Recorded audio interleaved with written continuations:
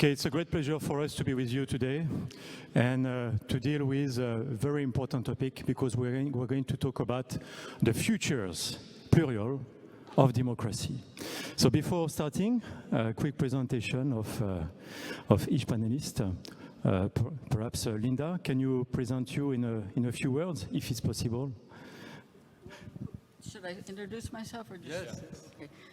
I'm Linda Groff. I taught for 40 years in California State University. I do future studies, peace studies, intercultural interfaith, and I'm going to be presenting on the wonderful case of Donald J. Trump in terms of the future of democracy and challenges to it.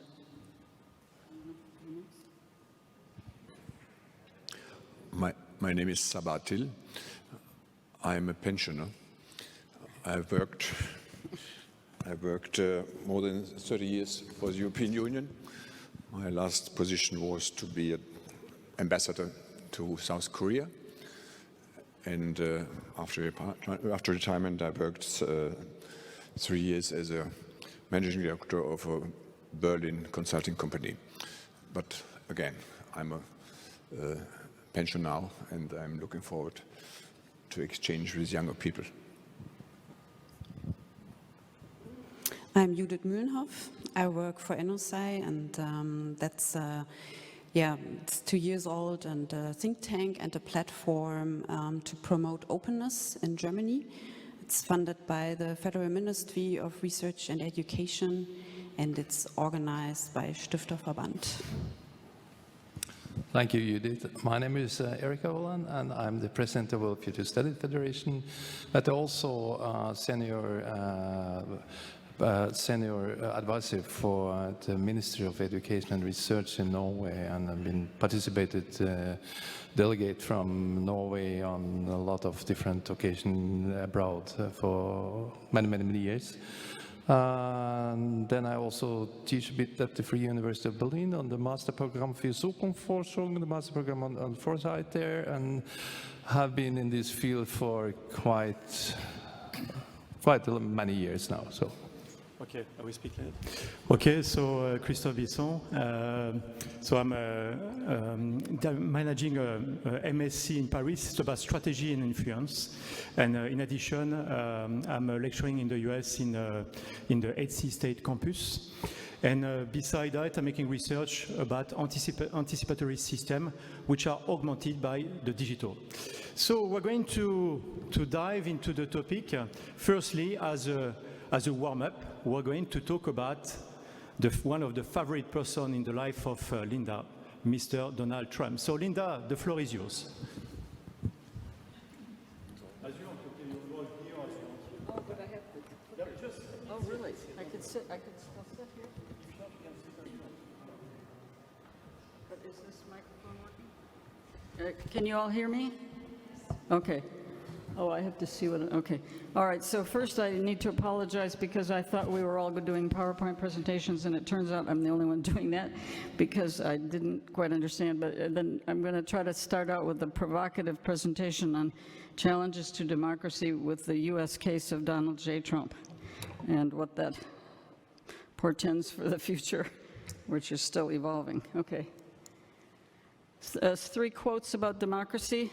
Democracy is the worst form of government except for all the others that have been tried. Churchill. And then when we are dancing with the angels, we will be asked, what did you do to sustain democracy? So that's a U.S. representative who passed away. And then democracy doesn't die overnight, but drip by drip. And I think that's what's the challenge, certainly in the United States. But it means that sometimes you don't notice how much it's changing along the way. And that can be a danger not to do that. Okay, I think I have to figure out how to see the screen. Is that okay? Yeah. Okay, so I want to, okay, sorry. Okay. So first, thanks to Erik and Derek. They rhyme, their names rhyme. And then, what? Oh, is it better? Okay. And they worked so hard on this conference to organize it, and to do an online conference as well as in person is a big challenge. as we go through this transition COVID period. My background for covering this topic is that I am a U.S. citizen, so I'm concerned about the future of my country. I taught for years in a political science department, but I did futures and more interdisciplinary things. And is that better? Is this better? Okay, all right, fine. And I was somewhat horrified basically when Trump began to announce he was going to run for president, because the things that I've stood for in my life have been, doing peace studies, intercultural, interfaith dialogue for greater understanding in the world, and also future studies looking at alternative futures and trying to create a better world. And in my biased opinion, Trump is going the other direction, backwards, and also based on a lot of prejudice against minorities and so on. So anyway, so I felt that it was my civic duty to stay informed, and I've been following the Trump stuff from the beginning. So looking at the background of the United States, our democracy began with 3 groups that got excluded. There were blacks who were brought to the U.S. as slaves. There are indigenous people who were put on reservations and lost a lot of their land. And there are also women who didn't get the vote till 1920. So we didn't start with a perfect democracy. However, in the founding of the U.S. and the Declaration of Independence, there is also a strong thing about the principle of equality, which I think has been very important, and it has led over time to moving towards what we would call a more perfect union of including participation by more and more segments of society. Okay, so the background to why did Trump get elected in the first place? And by the way, what I'm talking about Trump is an example. I'll show you, but this sort of right-wing nationalist populist trends are happening in many countries in the world today. And I'm just focusing on the U.S. and Trump because that's my country, and I know more about it, but we'll have a discussion with all the panelists about that after and how that relates to a lot of other countries. But anyway, I think the election of Trump was a mixture of like a perfect storm of factors.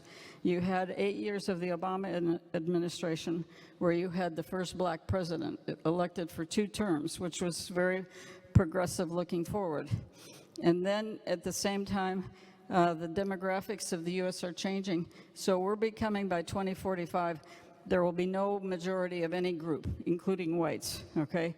So that then, I think, allowed Trump to use that as a fear factor to appeal to certain people that are worried about where their place will be in the future. One person has argued also that the 9/11 in the U.S. created some appeal to fear that Trump was able to use. But another issue, I think, is increasing gap between rich and poor. So more and more people don't see that the system is working for them. And I think this is a strong point to make. I believe that democracy requires a strong middle class to support it. And if that gets lost, then that can be a danger. And then also we have increasing robotics, artificial intelligence, automation. So I think that adds to people's fear about their future jobs. And so there's just combination of things that led to Trump being elected. And then I just mentioned different countries globally. You know, for me, this right-wing trend usually means like taking the dominant ethnic racial group in your society and lifting that up as being important, and then scapegoating all the other minorities and immigrants and women and so on as being lesser citizens of that country. So some of the cases, other cases globally, the UK with Brexit, France with Le Pen, Hungary with Viktor Orban, Russia with Vladimir Putin. I think he's more of a right-wing than a left-wing communist at this point, if you look at his behavior. And then China also with Xi Jinping. But, you know, both in Russia and China, they're moving towards more strongman rule over a long period of time. And Turkey with Erdogan, India with Modi, Brazil with Bolsonaro, and then the Philippines with Duarte. But there's probably lots of other examples. So the really interesting question to me is, why is all this kind of right-wing populist nationalist movements happening today? And then I hope our panel will be discussing like what what are some solutions to make democracy stronger going forward. So I'm going to quickly try to go through different time periods for Trump. The first 2 years, well, the first was his campaign for president, 2015 and 16. And he started right out by dumping on Mexicans as racist and other things, which is a horrible way to start a campaign, And then he has, there were also a lot of ties between Putin's Russia and the campaign, and at the beginning Trump said he had no ties with Russians, but there were like 120 to 140 verified ties. And at the same time that Trump was supposedly running for president, he was negotiating with Putin and Russia to get a Trump Tower Moscow built in Moscow, which was a bit of a conflict of interest, And Trump has not turned over his tax returns, so it's hard to know when he makes decisions what's for his own business interest versus the national interest. And so the Republican Party itself, also we call the GOP, has it just followed in line with Trump at a certain point. When they started out, many other Republicans were running for president along with Trump. They all said he was not fit to be president, and then he got the nomination, and then they all just kind of fell in line. But some some people became never Trumpers, and they left the Republican Party because it was just, they couldn't stomach voting for Trump. Okay, then the first 2 years of Trump in office, 2017 to 2018, he started out his first administration with a lie, and I do believe Trump is a bit of a pathological liar. But anyway, he started out with the lie that he had more crowds at his inauguration than anybody in history, of course. And then the funny thing was he was just competing with Obama, who was the one who really had a huge turnout of people at his inauguration. And so in terms of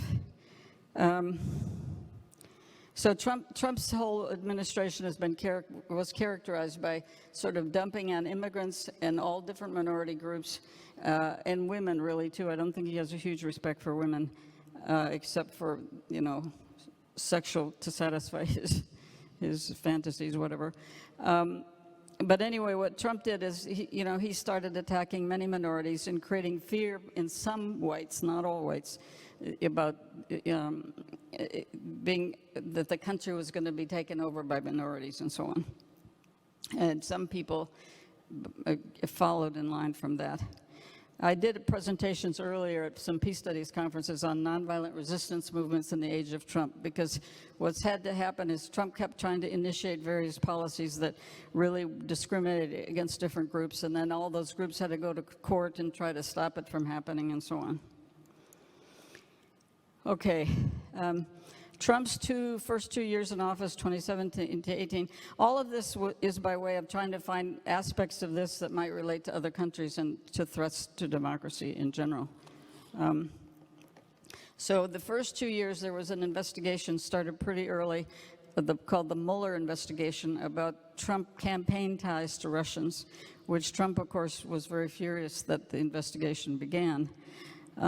But there was a report, it came out in 2019 after 2 years, and the first part said that there was no proven legal collusion between U.S. and Russia, or between Trump campaign and Russia. But then the second part said that there were at least 10 issues of obstruction of justice by the Trump administration that could be investigated more by Congress. So anyway, and then they had some hearings and people testified and so on. But basically Trump is basically all the time doesn't have a huge respect for democracy, and like he was asked to supply documents about various things which he refused to do.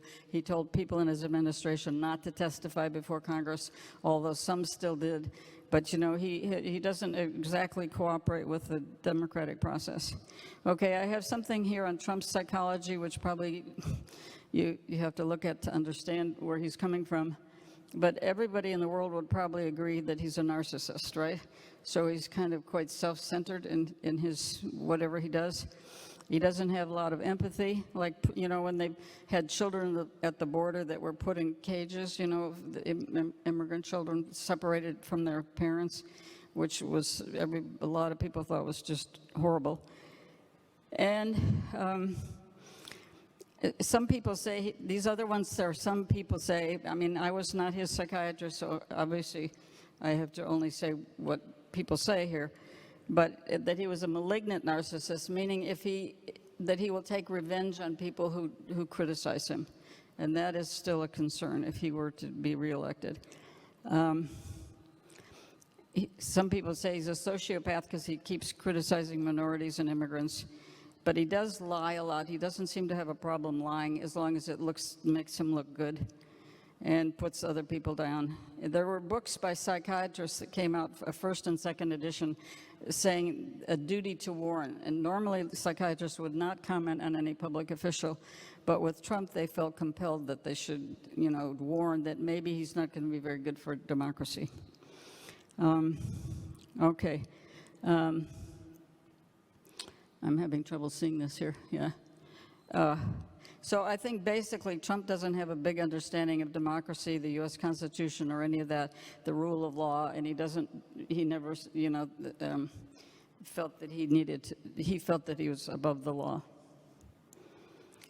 Okay, beyond, like when he was in real estate, he didn't often pay his workers off at the end. He was bankrupt 6 times, but he claims he's the best businessman in the world. And he claims he's wealthier than his wealth probably when he wants to get bank loans, and that he's poorer when he wants to, reduce his taxes. So, and he gets other people to do, I would say, his dirty work, like his lawyer for 10 years, Michael Cohen, paid off a couple women, to be quiet before the election in 2016. And then he got caught, and he had to go to jail for 3 years. But Trump got protected as president. In the U.S., we have this funny thing, like if you're president, you can't be indicted for anything. I mean, you are protected while you're president, so that is one effect. Now, when we get to the Republican Party itself, as I said, they originally were critical of Trump, but then once he got the nomination, they kind of fell in line. And after the January 6th, the insurrection at the Capitol, you're aware of all that, January 6th, then there were a couple top Republicans who criticized Trump for getting a bunch of people to come to Washington and encouraged to go to the Capitol. But anyway, I'm just trying to look at this here. Maybe it's easier to see here.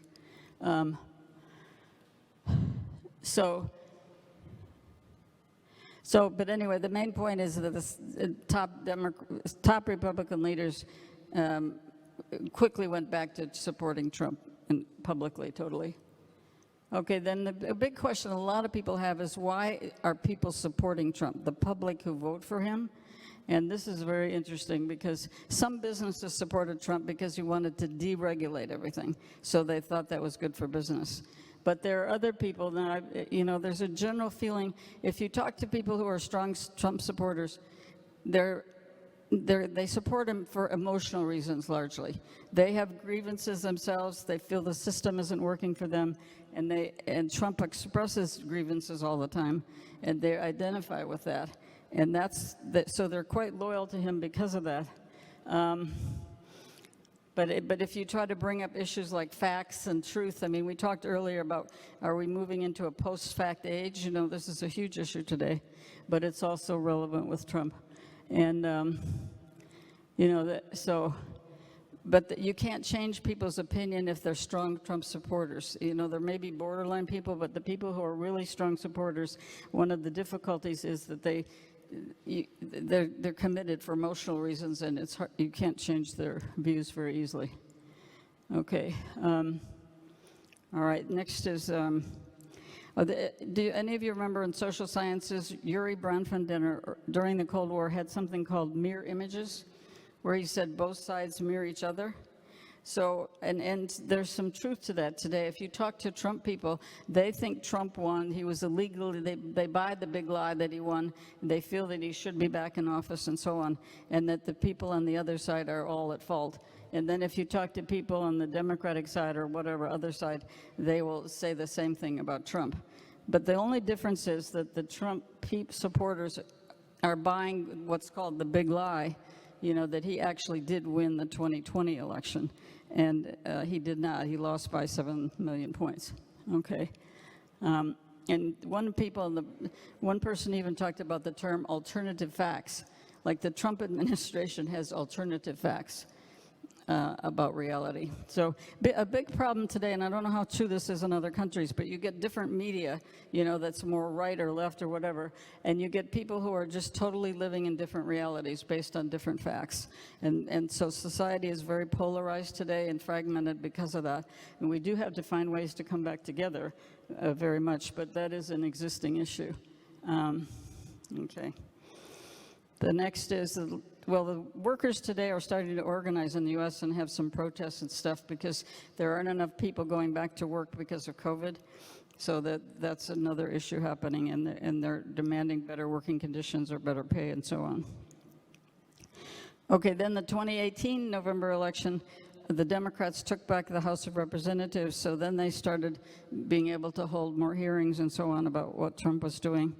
And Trump's first impeachment happened in late 2019 to January 2020, where Trump got people like Giuliani and others to go to the Ukraine, you probably heard this on the news, and try to get the new leader of Ukraine to announce publicly that he was doing investigations of Biden's son.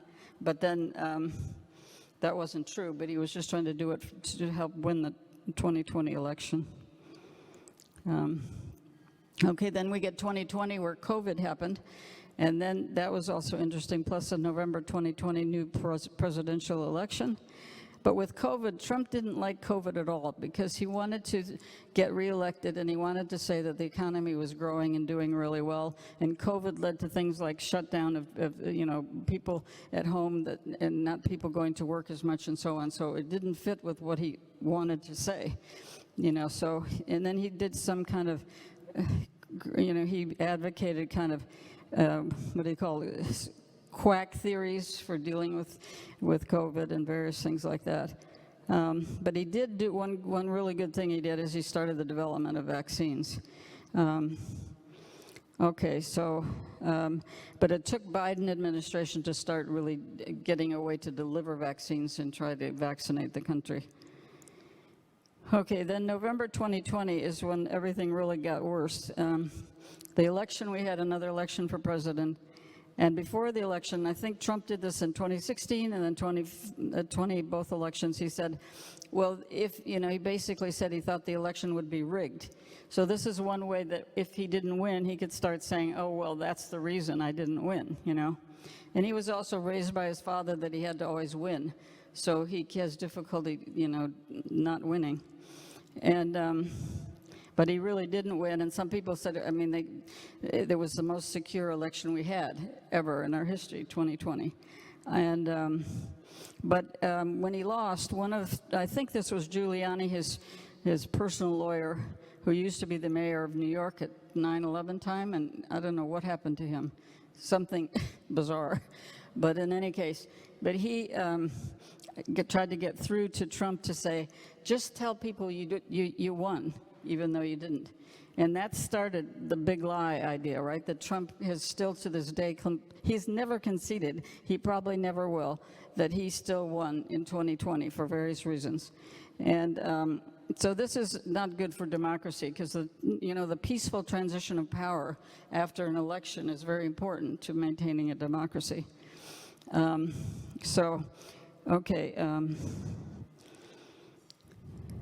So Trump has done a number of what I would call, and other people call, coup attempts to try to stay in power even after he lost the election. So I'm just going to run through. It's amazing how many things he tried to do. It's like he was absolutely desperate to stay in power, but he also likes, he wants to be a wannabe dictator. I think he, like, in the vein of Putin and Kim Jong-un and so on. You know, one of the things that Trump tried to do was really worsen our relations with our European allies, which is unfortunate because I think democratic countries have to stay together to deal with democracy going forward. But anyway, so these are some of the things Trump people tried to do to keep him in power after he didn't win the election. was to claim the election was rigged, to go to court 61 times and challenge election results in different states without any evidence. So they were all thrown out, okay? And then to put pressure on state Republican election officials in certain states like Georgia to actually claim that there were, to find votes for Trump. I mean, he actually asked people, find so many, I need so many votes, find them for me. I mean, this is completely undemocratic, obviously. And then, and luckily they said no. And then the Republican Attorney General of Texas tried to do a lawsuit to claim that certain other states that voted for Biden were wrong. One state doesn't have the right to tell another state what to do. But that was tried and thrown out of court. And I mean, Trump did other things like taking the head of the Pentagon out and putting in his own kind of puppet person who was loyal to him, in case he wanted to tell the Pentagon that they should do something, I mean, it's really outrageous stuff. And then let's see, then another thing he did was try to put pressure on some top people at the Department of Justice to claim that the Department of Justice said that there were irregularities in the election that did not exist, and that therefore to put doubt on whether Biden won. And so there was a lot of pressure about that, including one person in the Department of Justice who said he would go along with Trump, and then he would be promised to become Attorney General, which is just this is one of the things that happened, I have to say, for the U.S. about all of this. I think it was a bit of a shock to a lot of Americans that democracy is more fragile, maybe sometimes than you think. And this is like a supreme test, I would say, of U.S. democracy, what Trump created. So Trump also got the idea that to go to states with Republican-controlled legislators and get them to not accept the official voting of the state, of the citizens of the state, that would decide the electoral college votes, because we have this funny system where you vote and then you have electoral college representatives after that. So that they would then appoint their own pro-Trump electoral college people. That didn't work before, but... And then Trump also tried to get his Vice President Pence, who oversees the Senate, to not accept the votes of certain states that voted for Trump as the last stage of determining who's the next president. So, but then Pence decided he couldn't do that, legally. Then the big thing was January 6th, where Trump called a lot of people to Washington, D.C. to have protests and so on. And I need to finish up here. I'm getting there. And then and then he just sent them to the Capitol, right? And they became a violent mob against the Capitol. Okay. So this was not a good thing, obviously. And this led to a second impeachment of Trump by the Democrats in the House. But then again, the Senate didn't convict him. So then, very temporarily, a couple top Republicans said this was wrong of Trump, but then they originally went back and supported him again. So let me just see here. I'm going to just go on. There is a commission now, January 6th, in the House of Representatives, and there are 2 Republicans on it, appointed by the Democrat Pelosi, and then the others are Democrats. But these are different reasons, okay, at the end, why I think, well, Trump held on to office because he couldn't be indicted for anything as long as he was president. And as soon as he leaves office, he can be indicted. So that's a big issue for him. But also because I think he he's a sort of wannabe dictator. But these are final points. Well, the U.S. also, I just want to say for the U.S., I still have hope for our future, okay? But sometimes we've had a couple dark periods like the U.S. Civil War or the McCarthy era, but then we've eventually bounced back, so hopefully this is going to happen again. But we're not out of the woods yet, because there's a 2022 election, and then there's a 2024 election for president again, and there's still Trumpism is a big issue for people that support Trump. And all right, let me see. What I want to just end here with these are ongoing threats to democracy that I think we can all maybe discuss, both in the U.S. but globally, issues that I think are one of the reasons democracy seems to be challenged in many countries today. I think democracy requires a strong middle class that feels the system is working for them, and then they support it. And what happens is right now the middle class is more squeezed, and you have also increasing gap between rich and poor. So you have some people becoming very, very wealthy, and then you have other people who are more squeezed as middle class, and then some people who are homeless and poverty. So that's not helping democracy right there, this gap between rich and poor. Then COVID also, when it came along, hit people of color and women more, and that's still an ongoing issue, how to resolve that. And then problems of AI, robotics, and automation, I think, are creating fears in some people about whether they'll have a secure jobs in the future. And then also, I think this is another thing we'll probably talk about is social media. You know, right now, like Facebook and so on, is totally unregulated. After the January 6th insurrection, there was a demand that, well, Twitter got rid of Trump's Twitter account. Now he's trying to start a new thing for himself. But then also Facebook took away Trump's account until at least 2024. So some regulation, because there's tons of misinformation and conspiracy theories that just proliferate all over social media, and that's making it more difficult also for democracy. And so I think U.S. in conclusion is an experiment in democracy, ongoing like everywhere, and it may be that up to 20–30% of the population could be susceptible to right-wing, ideas, but I think only if they get to the point where they see the system doesn't work for them. And then the combination of Trump being a somewhat charismatic leader, to at least to people who followed him, is a kind of bad, deadly combination.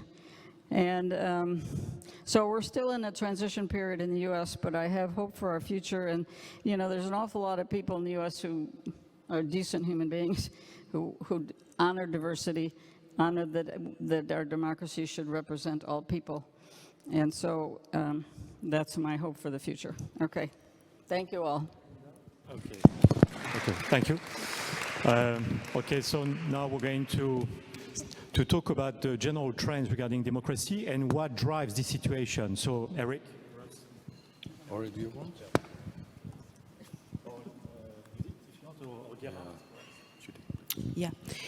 Yeah. Thanks for that intro. I think, sometimes I still can't believe what happened. Sometimes I really thought like it's a bad dream. So I think there are like two main problems when it comes to democracy today. And the first one is that democracy and our institutions, our rules of decision making and rule making, it doesn't fit to our complex reality. Our models of governing and rule making, decision making are still rooted in models from the 19th century. And I think we need really a systems change. And also what we see is has been a huge shift to non-majority, huge power shift to non-majority institutions like central banks or the World Trade Organization. And I think, and also tech companies, right? They're also defining a lot of our, how we debate, etc., in our democracy. And the other problem, which is of course related to that, is that we have a representation and participation gap in our democracy. And we really have to reinvent democracy, because otherwise, I'm not that optimistic, but I'm still optimistic that we can do this. And I think one main way to do this is by opening this process of decision and rulemaking by participatory engagement. Yeah. Thank you for the presentation. I must tell you, I learned 2-3 things which are quite astonishing for me. Future studies didn't foresee the election of Mr. Trump. They foreseen what will happen if he would be elected. I remember I was in the title of the Seoul newspaper because I was so astonished. in the election party in Seoul at the time, and I looked frightened because everybody knew what will come, but even opinion polls didn't foresee. So I just mentioned this because we are here on future studies, and we can just see how vulnerable and fragile democracies are, particularly in a two-party system with majority voting, with all openings for manipulation, gerrymandering and such things happening. And Trump himself, I think, was surprised to get elected. Yeah. And secondly, yes, we see that perhaps democracy as such is lacking sustainability. Why? Because the purpose of democracy is to enable change. And the change process, of course, is a risk. And I also have learned that narcissism and charisma are twins. So you could easily, just in a two-party system, arrive at accidental, not foreseeable results. And for us, as an outside observer, we tend to question also whether this American system is still a pure democratic one, or we have a lot of plutocracy influence. You can buy elections, you can buy voters. There is too much money in the election process in the United States, and then democracy is lost. I'm saying this because I'm a double citizen of Germany and Hungary. You have mentioned my second country, and we look with some big interest to the Hungarian elections next May. But if I may continue for 2 minutes, as we are in Berlin, you should know that in the moment, some weeks after the elections in Germany and Berlin, we are also quite frustrated about the elections in Berlin. Berlin is a condensed lens of world history in the 20th century, and we had such a bad government and administration that they messed up the election process. And we will see most probably the repetition of parts of the election of Berlin. Democracy can be most easily destroyed from inside. Of course, you have enemies around the world. I don't need to mention Myanmar or Sudan, which are so topical, but the elections in Berlin were messed up by the government without any respect for having in the same day 4 elections and a referendum in Berlin. They planned to have the city marathon the same day. And they couldn't just transport ballots and voting machines and whatever. And I saw this as a hindrance of general and free elections when you can cross the marathon line only at 30, 40 points and older people moving there. Then they had waiting times, they had no ballot papers.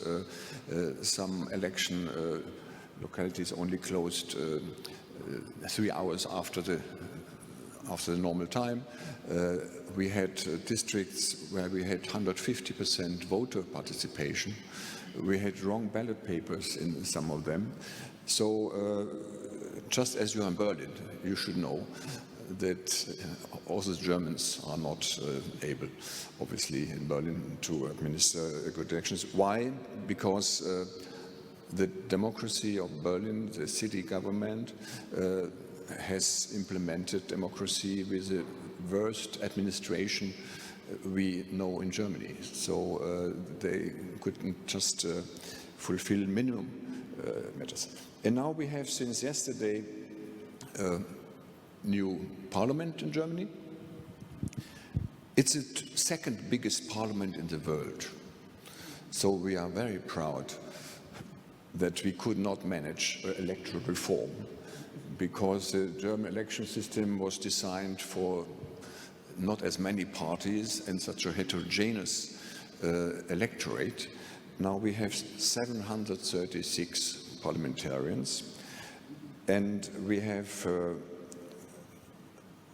72% of parliamentarians coming from state offices or being lawyers.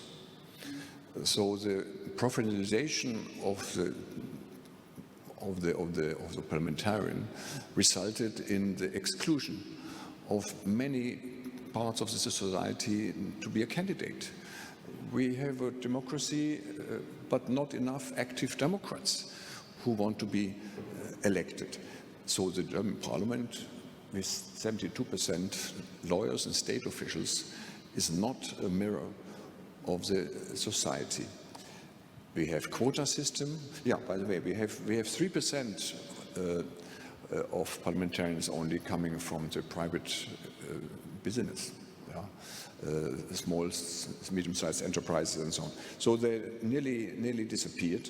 We have the quota system, and we had a surprise outcome, again, accidental system, democracy, because we have elected the best copy of Mrs. Merkel. Accidentally, this was not CDU party colleague of her, but it's Social Democrats who are back in office, and it has resulted practically in what was a recipe for success for the CDU the last 16 years, the so-called asymmetric demobilization. The Chancellor won the last two elections by specifically focusing with campaigning on her support groups and leaving important subjects of political discourse out of the election campaign. Everybody called it asymmetric demobilization. So it has collapsed. The copy from the Social Democrats was better than the copy from the CDU. And now we have another couple of weeks for forming a government. Yesterday, just one word to the quota system, identity politics. Yesterday, we have elected the presidency of the parliament. Very interesting. 5 women, only 1 man in the board of the parliament. So we are very successful in gender equality. Nobody speaks about a quota for men politicians anymore. So there are some interesting features.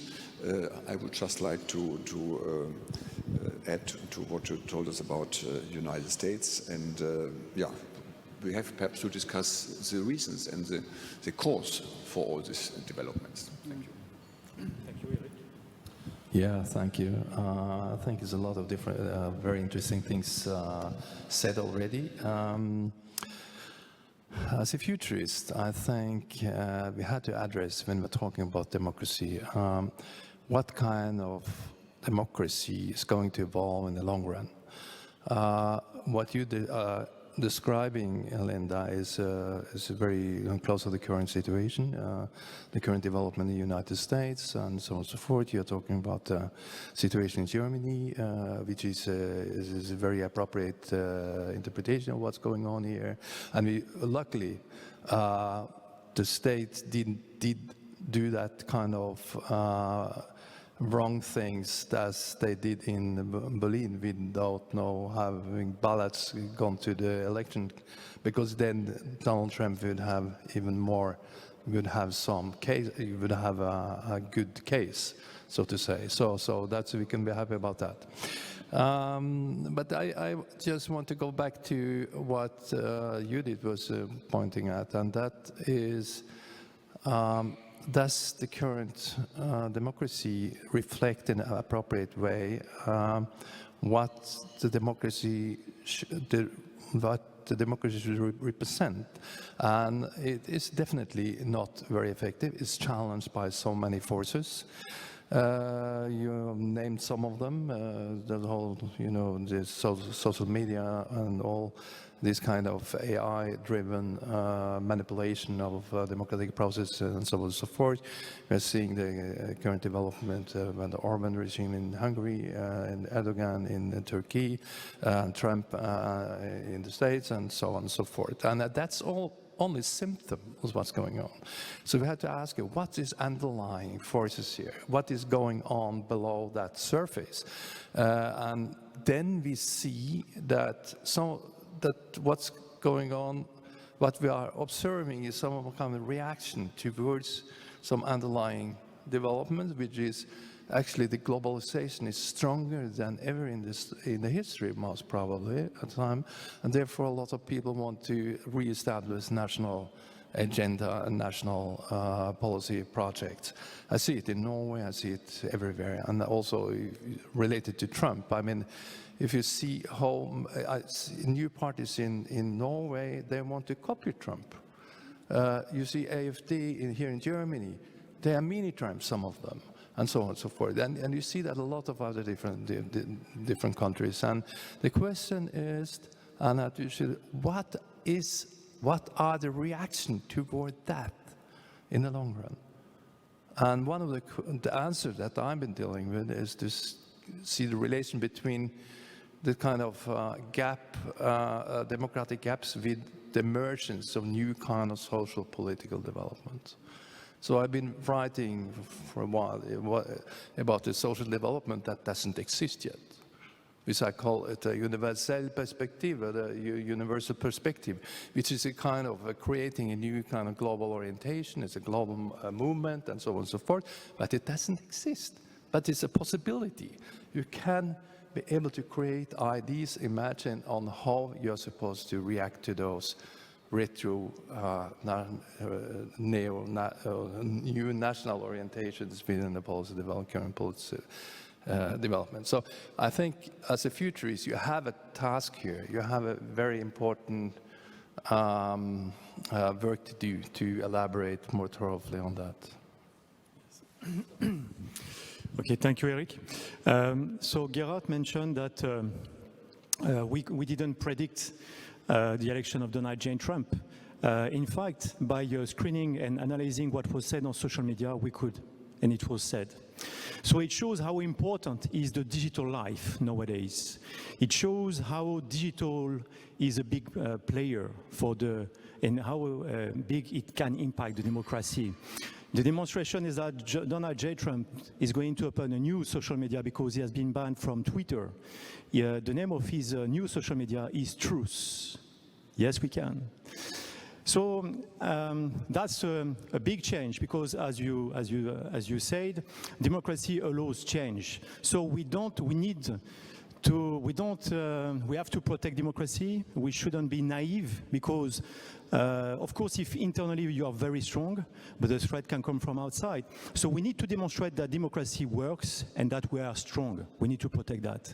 And we need to cope with the upheaval, with the digital technologies, because we talk more and more about the power of communities, but social media created a lot communities. Why? Because if all of you, the information you receive from social media, okay, Facebook and many other things, it is going to be filtered. This is what we call the bubble filter. So based on what you like, what you don't like, for example, Facebook, they know who you are after 45 minutes, okay? 45 minutes. And then after you, they push you information to satisfy you. Behind that, you have algorithm. Okay, you have artificial intelligence, they analyze your picture, they analyze what you write, they analyze what you like, what you don't like, who you follow, etc. For example, they can use K-means clustering, and then based on making some analogies, they will disclose some content to you. This is what we call a bubble filter. So they enclose you into a certain reality, but it does not mean it's the reality. By the same way, if you use Google uses 57 variables to push information to you. Okay, Google does not show you necessarily what exists in the world. And of course, if it was making that, you will need a lot of time because information increases very quickly. Okay, you have billions of texts online. Okay, so it just pushes you the things according to these 57 variables. How many guys know that? How many? So that's the point. We interact more and more as a social life, but also professional life, through the use of the internet, through the use of digital technologies, and through the use of social platforms. And all these platforms filter.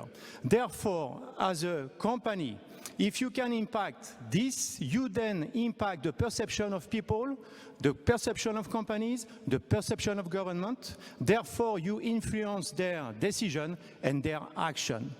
As a European, we talk more and more about GAFAM. We talk also more and more about the Chinese technologies. How many companies do we have? So it's very important as well to understand as a democracy how algorithms are constructed and how they can impact the life and how also it can impact our companies and also the elections. So this is something that we need really to face if we really want to protect democracy and to make it sustainable. Okay. Yes. I just want to add a comment on that because the day before the election in 2016, of the first time election of Trump, I was at a conference in Norway, and a good friend of mine is a professor in technology area at the NTNU in Trondheim in Norway. He had a talk there, and then there were sitting 300 people among the audience, and he said, how many of you do you think that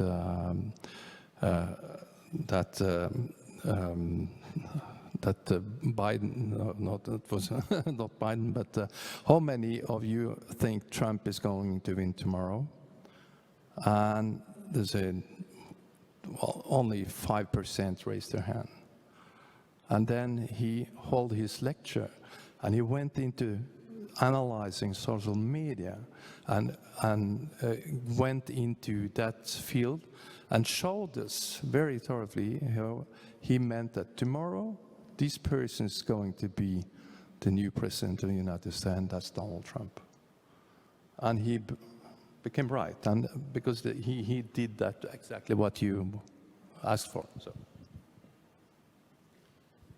As you move so fast to social media, yes, I mean, social media opened a new social space. A space comparable to the jungle in the sense of Hobbes, as we had first the space and any rules come later. But democracy needs the rule of law. Democracy needs competition.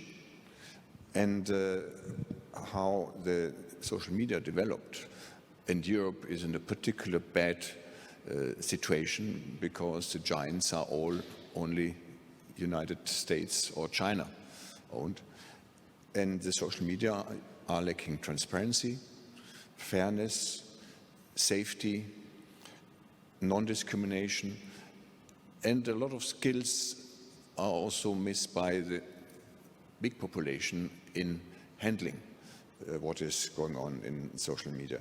So the tragic is really that the platforms became more interesting than the parliaments.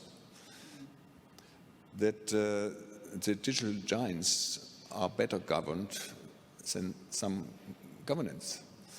It was Twitter who banned Trump. It was not the government. We had this discussion.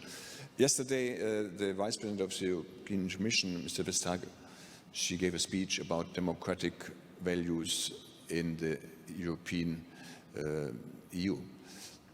I would have wished she speaks about democratic values in the global sense, because it's imminent that global regulation of social media is overdue. But the countries who are mostly interested in this are not thinking along the lines often as the European democratic tradition is going on. I speak about China and the United States. And the same is true, in fact, the country I lived in, South Korea, which is a digital superpower. And when you follow the news about the Squid Game, ongoing in the moment, we had the first incidents in schools in Germany now, where children repeat what they have seen, the glorification of violence, the features and paradigms who have no place in a democratic society.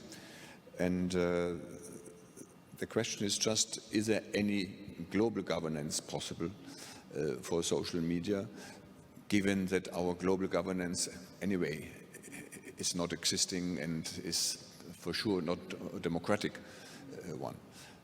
So we are back to the jungle of Hobbes in social media. And I wonder who can have higher resilience again what's going on there, and how fast we can try to govern and to develop rule of law in this space.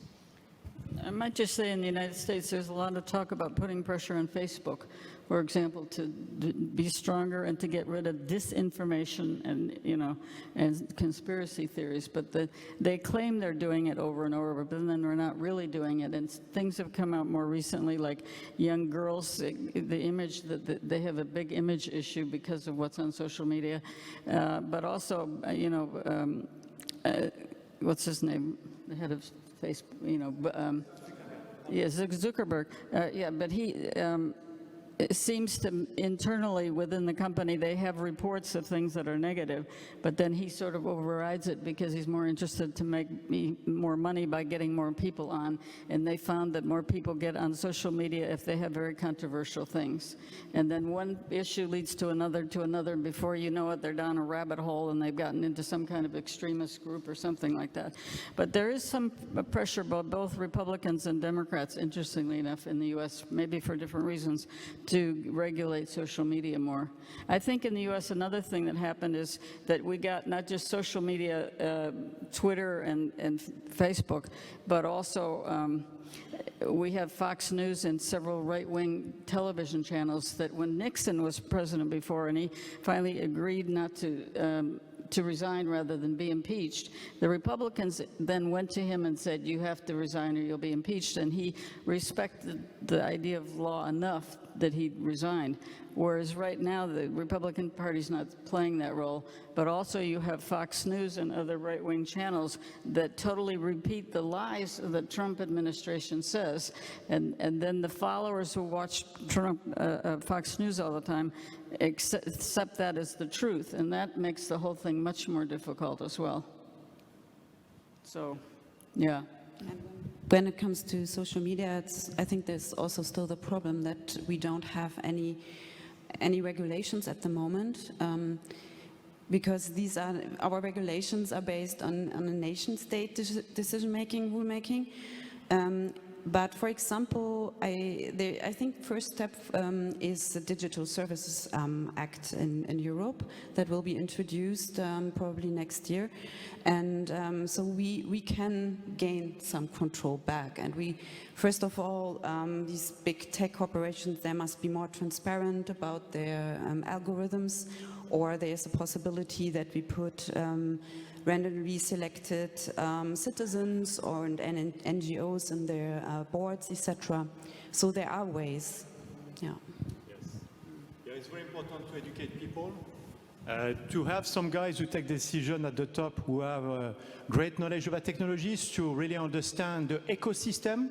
We need to break the silo. We need to have a holistic perspective to really anticipate.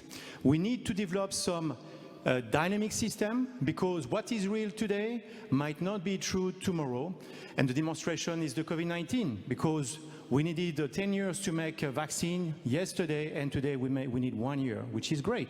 But things are increasing faster and faster. Therefore, we need to develop some dynamic system if we want to protect democracy, because democracy allows change, but democracy is very fragile, isn't it? So we need to develop dynamic system and handle these changes, educate, and think ahead about what can happen and adapt all the time. So we need early warning system. And the solution, of course, is to use the machine to augment the human intelligence for the good of people and the society in general, hopefully. Yes, you had a question? Yes, thank you very much for the presentations. My name is Edgar Göll. I'm a future researcher here in Berlin at the Institute for Future Studies. And I would like to open up the spectrum of discourse a little bit more. You were talking about globalization, social media, and so forth. But I also think that from a sociological perspective, it's very important to try to understand how people feel about all these very different changes. Mm-hmm. You just mentioned acceleration, not only technology, no, innovations on any place, in any area of a society. So everyday life is changing very fast. So this is challenging all subsystems of a society, and of course also the political system. 10, 20 years ago, the first scientists were talking about the executive acceleration. That means the politicians, the political system doesn't be speedy enough or fast enough to follow what happens, and not only on the technological field, but also demographics, culture, also politicians or civil society activities and so forth, climate change, etc. So the everyday life is extremely challenging, and therefore I think for me it's not a wonder that some people in many societies want to go back to their comfort zone, to the old times which they had adapted to. And I think it's our duty, or maybe our function or role, to not to explain, but to show other scenarios for the future and roles of different kinds of people, not saying, okay, this is the way, but to open up the spirit and, teach the future, more or less. Yes, sure. I think that that's why we need laws, because if you let the invisible hand to work about economy or about many other things, I'm not very optimistic about the future. But we need to build systems that are dynamic, because to think about what can happen in 20 years or 30 years, that's very nice. But if we don't change things and act tomorrow, I'm afraid that now, since we reach the threshold and the asymptote of the system, among others based on the climate urgency, I'm not very optimistic about the future. So that's why it's very important to build, to have strong laws globally, and inside to have a system that predict the future every day if necessary. We need dynamic system. Can I add one little thing? Or go ahead, Erik. Did you want to? Okay, I just want to follow up on Edgar, because I agree absolutely in what you're saying, because what you are observing is that people are going back to their comfort zone. And as futurists, we have to create some scenarios and some possible developments, images of what could happen in the future, which also could be a kind of comfort zone for those who are orienting themselves forwards and not only are forced to think backward. I think that's one of the big challenges that politics and also we as a futurists have today, to create these kind of spaces that you can orient yourself towards. And so here we really have to pass the goal.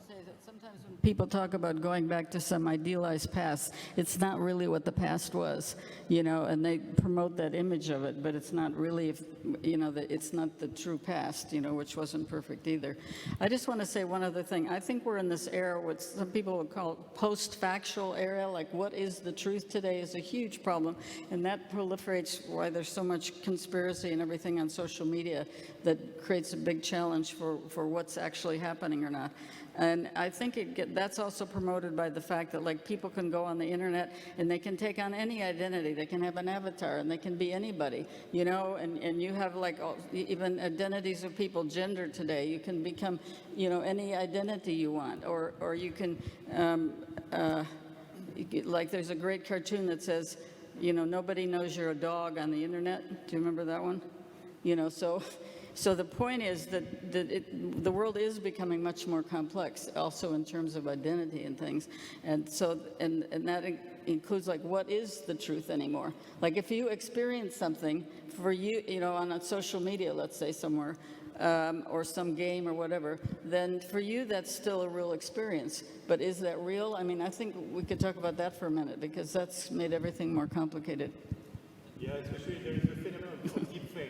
So nobody. Yes, that's right. You just take one picture, okay? For example, La Joconde, okay? And you can make La Joconde to speak. Yes, we can. And of course, if you are a specialist, you use some specific software, you can detect that. But everybody, I mean, I would say the so-called normal person cannot do that. So we are entering into a new era where even what we can see, okay, we need to criticize that. So what is true or what is not true? Truth. Yeah. So anyway, that's why we need to really be very careful about that, and we need to protect democracy. We need to have a legal system, a political system that really address this phenomenon, because if not, it opens the door to many things.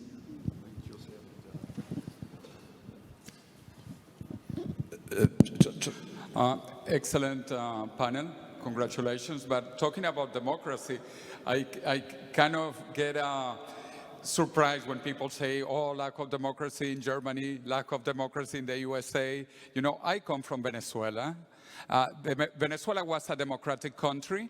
Actually, my parents left Spain when Franco was the dictator of Spain, and Spain was poor and a dictatorship, and Venezuela was rich and a democracy. Now it has changed, and Venezuela is a horrible dictatorship with 6 million refugees.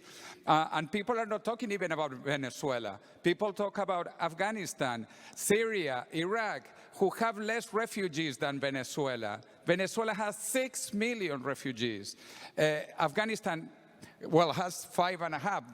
That's a big number, but the same population than Venezuela. So anyway, there are real issues talking about political governance. And sadly, Linda, when you tell me about the USA or you tell me about Germany, I can only laugh. You need to see what is happening in Venezuela, for example, or in Afghanistan. But Afghanistan was never a democracy. And if you are a woman, you know, they shot you in the head, as you probably saw in Afghanistan. Really horrible situation. So there are degrees on this. And Norway was participating on the peace transition of Venezuela, and it walked away from the reunions in Mexico. So anyway, it's very complex and it's very saddening situation, and I am very disappointed when I see what is happening in Venezuela or other countries. You know, as Einstein demonstrated, so everything is relative. So we think about the variation. Okay, so it's the same. For example, when I'm French, as you can hear, and if I mean, there is a change, and there are some polls about the French society, and it says that only 4 French over 10 believe that democracy works, etc., etc. So it's not very optimistic, and it's worse than what it used to be. So that's why, yeah, and also. Yeah. I take your point, of course, yes. You might laugh about the German elections. We have to cry about the situation in Venezuela. I'm in full agreement, and many other places in the world. But I want to come back and say, yes, I think social media has changed the type of politicians. Politicians have to behave in a different way in social media, in the social sphere, than they could do before. Nevertheless, your pessimism should not be underlined. I told to Erik yesterday I have to go to my bookshelf, and I found the book which I read 50 years ago, Kahn Wiener, yeah? The year 2000. I read it in '69. And There's a chapter about the pessimistic future of democracy in America. There is a chapter about the future war between the United States and China.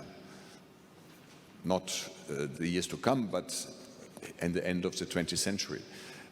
And the future studies often tend to be, this is what I remembered, more pessimistic than the human nature dictates, in fact, that you have to be optimistic. How could you live if you would not be optimistic? So I should warn of all kind of self-fulfilling prophecy in future studies. The democratic system is fragile, but there have been forces which have led to this democratic proliferation in the end of the 90s, starting in Berlin and other places here. And now there's a certain rollback. But it doesn't mean that we should be pessimistic and do the business of those who fight against democracy, not underestimating, of course, the dangers and new systemic social media or other things which are coming up. And not to forget, democracy is one source of legitimacy. It has to prove always that it's not a purpose in itself, but it leads to the public good, it leads to the rule of law, the human rights, the welfare of people. And we have seen non-democratic systems who perform well. Take Singapore, take China, of course, which tried to prove that democracy perhaps needs a market economy, but a market economy doesn't need democracy. Insofar, we have to be confronted always. Yes, we had other systems. China had invented its governance system 3,000 years ago. Bureaucracy, a meritocracy, which has governed the country, a big country, and led to this progress the last couple of 20, 30 years, with all the negative results, with all the, I chaired for years the European Union Human Rights Dialogue with China. So I know about what I'm speaking when it comes to the lack of democracy, rule of law. But surprisingly, and I tend to believe, a huge majority of the people there are quite satisfied with their system because they didn't know another one, and they have earned so much more wealth and growth and personal development in a non-democratic system.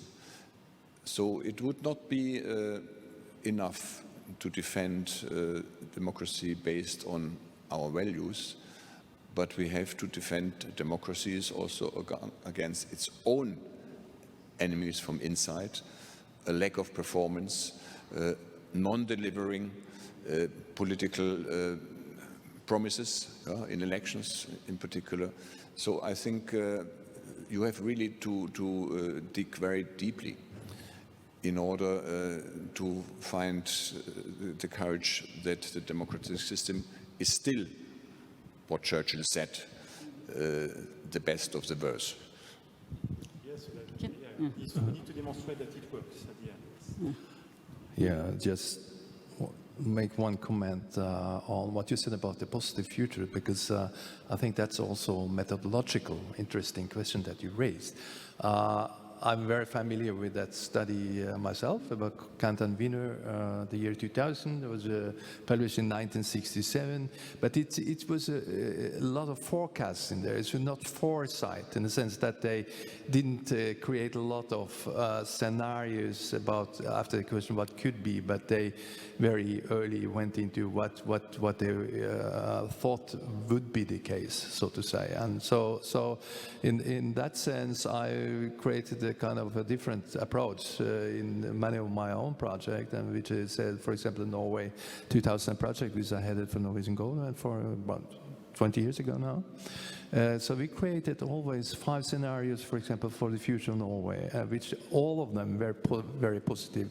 But in all of them, which had a 30-year time span, we also created some selected crises on the way. So it wasn't kind of a utopian scenario, but it was a realistic scenario and based on how to handle crisis on the way toward that situation, and we describe it in a very positive way. So I agree very much that futurists should be very differentiated regarding positive and negative development. So I'm also personally regarding our democracy, I believe we can manage this at some point.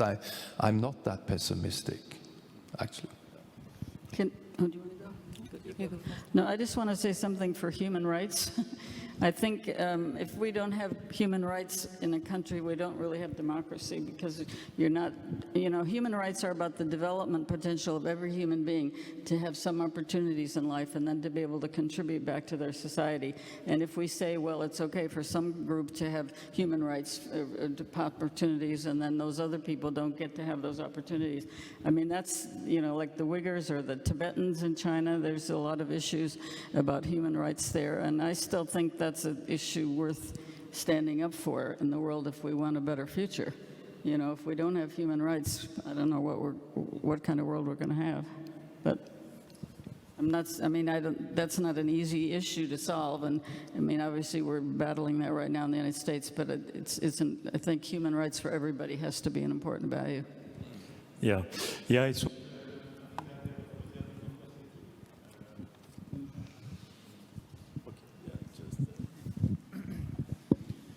So, of course, as Erik mentioned, there are different paths, but that the trend is not, I would say, positive, as we have heard from different examples.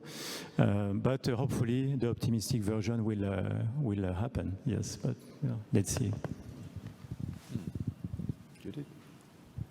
Yeah, I just wanted to add about your question over there. I think there will always be some extreme people left, but we really have to see that we make more people feel heard and also feel responsible, and start with integrating them. You can start with like local initiatives, consulting, participatory approaches. Like, for example, budgeting, participatory budgeting. You can do citizen assemblies on a national level. So there are many ways we can reinvent democracy and reinvent our decision making. We should also remember there's many kinds of forms of democracy, so there can be different ways that work better in different places. But like in the United States, the Iroquois Federation was Native American, and they became a model for the formation of the United States. And then later, of course, we put indigenous people on reservations and things. But, you can have a lot of different forms of democracy as long as people get to participate somehow.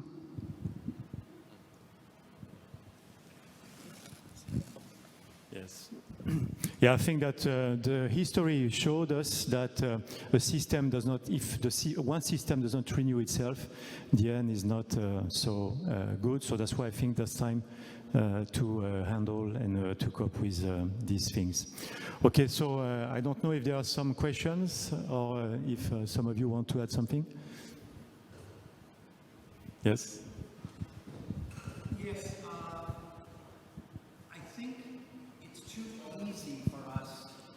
I think it's too easy for us to say it's all Trump. Trump would not have been elected if Obama had not been elected. And many districts where people voted for Obama, 4 years later, voted for Trump. And outside of the United States, that may lead you to scratch your head. The problem I would identify, and for the future, is identity politics. And Trump learned that from the activist left in the United States, dividing up people according to very particular interests. And of course, that didn't start in the United States in the 1960s. But when, in my home state of Massachusetts, several years ago, we had a governor who in many ways anticipated Trump. And his campaign focus was, quote, put all the hate groups together in one pot and let them boil. This governor was also identified as, again, quote, the most Catholic governor in the history of Massachusetts. So this is someone who used religion and ethnic divisiveness to get himself elected. He was not re-elected, however.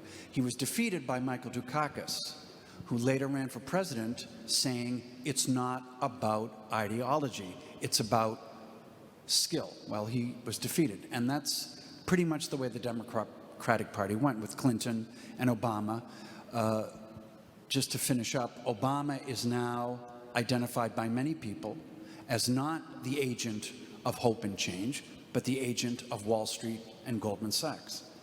And to identify Trump alone as the problem is to ignore the disaffection brought on by all of the things we've been talking about today, not to mention the professionalization of government, which has been a disaster. Democracy should be for citizens who vote for their fellow citizens into office. Now government is perceived as bankers, lawyers, and technocrats, and increasingly incredibly wealthy lawyers, technocrats, etc. So the disaffection is very widespread, and the basket of deplorables that Hillary Clinton notoriously identified followed on what Obama referred to as, gun-toting Bible readers. The statues of Confederate generals have been taken down, and now George Washington, Thomas Jefferson, and Theodore Roosevelt are taken down. So what is a person who is not necessarily a racist, homophobic monster, but considers herself a patriotic American? How is she to react when George Washington is identified not as the quote-unquote father of his country, but a slave-owning fascist? This is not a productive way to create democracy. We need to be much more inclusive, and not in the trendy diversity, equity, inclusive. No, we've got to recognize that just because someone goes to church, that doesn't mean they're a potential fascist. Okay, very interesting panel, thank you. Let me just make a couple of comments. Yeah, everybody should be included if you have a democracy, but I do think Trump is a symptom. I don't think he created it, but he magnified it once he got there. And people do say the Republican Party now is Trump's party. He does seem to totally control it, and it is not the old Democratic Party of conservatives, which was, fine, legitimate.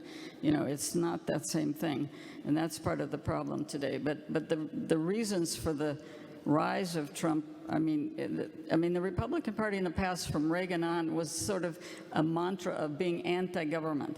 I mean, another interesting challenge today is that many of the problems we're facing today, like climate change and other things, actually require some government coordination, intervention, or dealing with a pandemic, for example. You can't deal with all that without dealing with government. And so that in itself is a switch in terms of some emphasis. And yeah, but I agree that Trump is not there's a lot of factors behind it. I was trying to raise a few of them. It wasn't only, he's sort of a symptom, but then he got on board, and then because he's charismatic to some people, not all people, he therefore has these very loyal followers.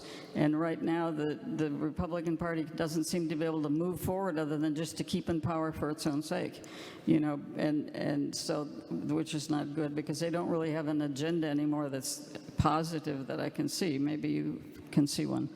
But anyway, but Trump is a symptom, but he also became, unfortunately, magnified it a lot.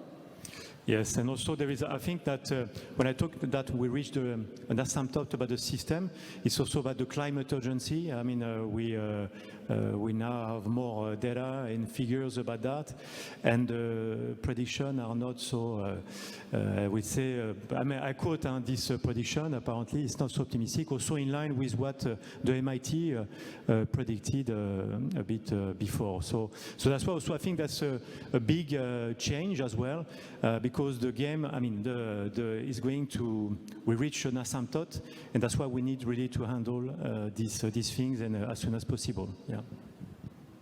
I mean, humanity has to come together today, too, not just in countries, but globally if we want to deal with climate change and all these issues.